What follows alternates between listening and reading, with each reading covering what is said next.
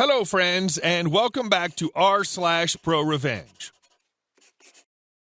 We begin our video with a story about a horrible customer that our main characters outsmarted. But before we begin, don't forget to subscribe to our channel if you're new here and turn on notifications so you don't miss a new video every single day. Here we go. CEO Billboard. CEO Billboard is a term we use for expensive marketing efforts that aim only to please the ego of the client. For example, buying a billboard ad on the road between the client's CEO's house and his office, plus country club, making him think a huge ad campaign is live when actually only 2 ad placements were bought. In this case, one of the owners of a company we worked with insisted we advertise on his favorite sites, very big, expensive to advertise on financial sites that would never be ROI effective to advertise on this specific product. We were committed to the company ROI due to our bonus structure, but the effort was the owner and he wanted ads on his stupid websites, so we had to comply.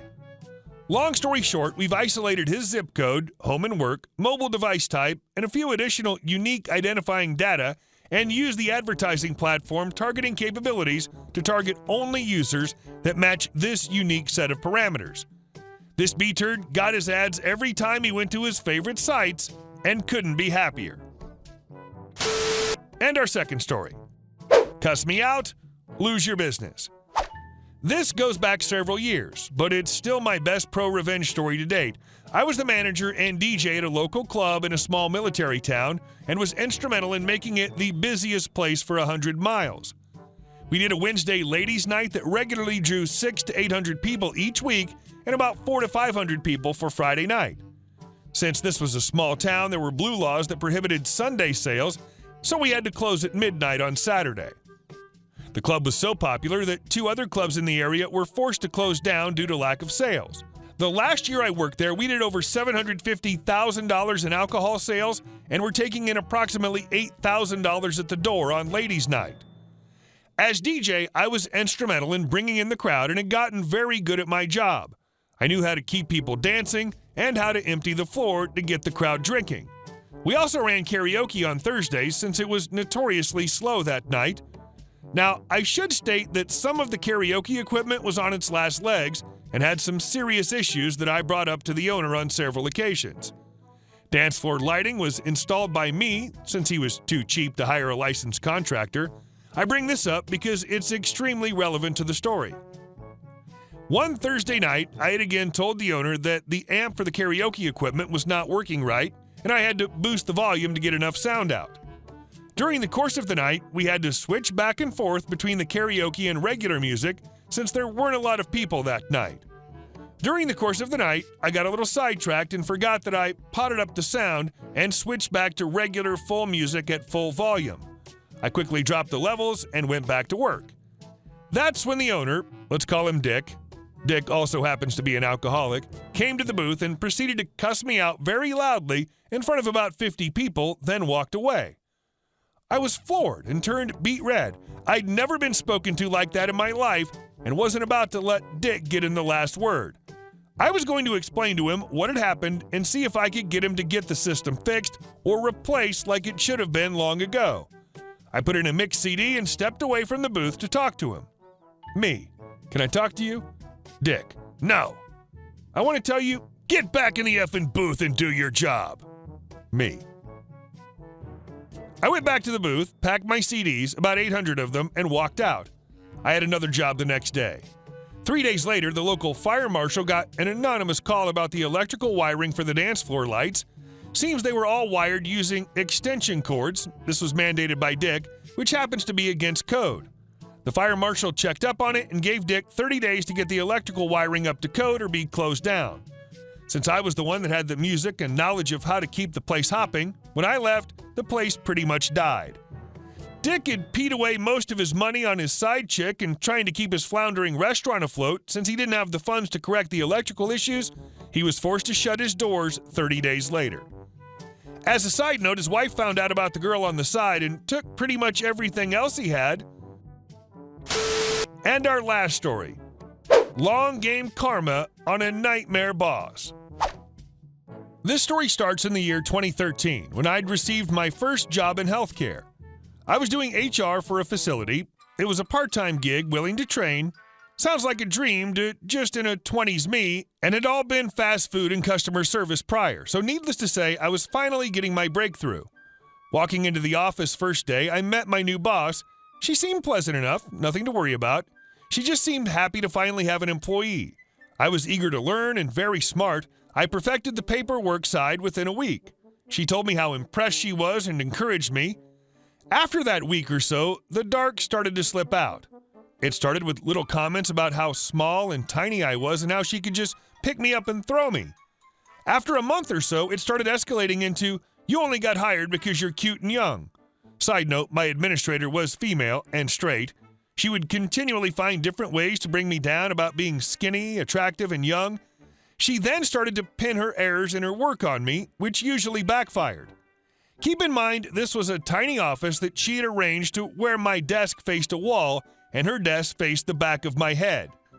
It was like she was always breathing down my neck. After about a year of it, I quit my job and went into a completely different field. I later found out I was her first employee as she'd just finished her degree. This was her first chance to be boss man.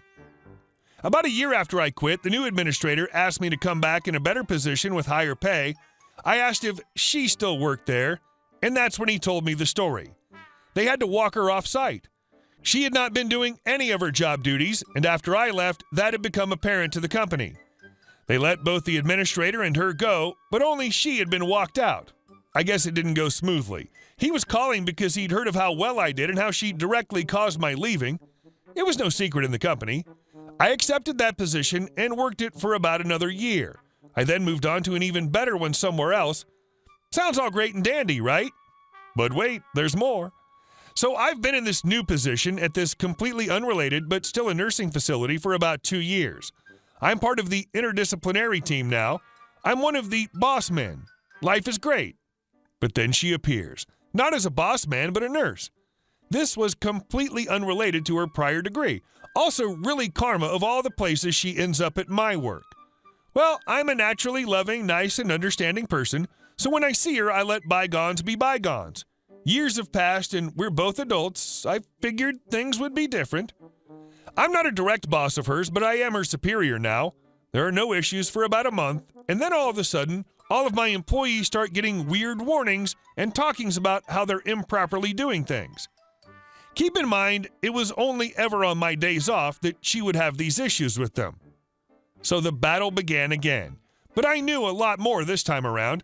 Over the next year or so, she takes every opportunity to try and sham my employees and my department, and each time she got herself in trouble. It got to the point she lost her privileges to supervise her own CNAs because her antics had backfired so much.